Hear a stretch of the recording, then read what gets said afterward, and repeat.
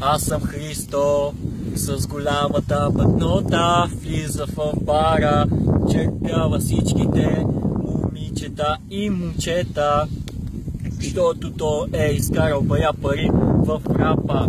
Няма кой да ви го докаже, ама ще ви го покаже, момичета. Той е най-големия на света, има голям пенис, никой нема на света такъв голям пенис. Неща да ви говоря глупости, защото ще вземете да се оплашите в момента. Чухте ли го?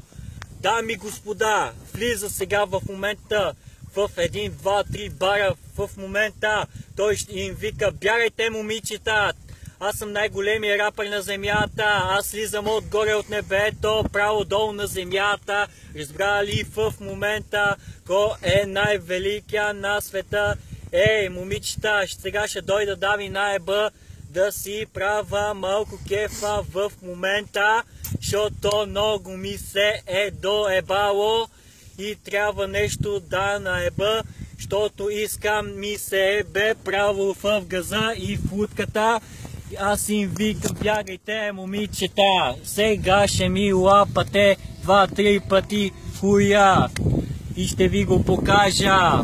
Право веднага в устата ще ви се изцепя и ще ми го лапаш на света. Кой е най-великия на веднага? Кажи ми точно ти сега.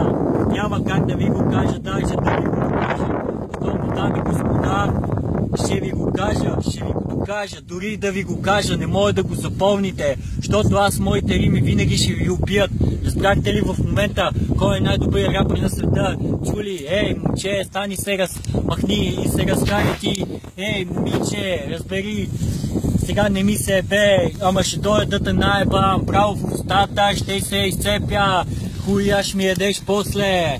Аз няма да ти кажа на света кой е най-великият рапър на света и ще ви го докажа. Момчета, и ще ви го кажа, и ще ви го докажа. Дами и господа, хуя ще ми ядете сега. Разбрахте ли кой е най-великия рапър на света? Хуя ще ми ядете сега.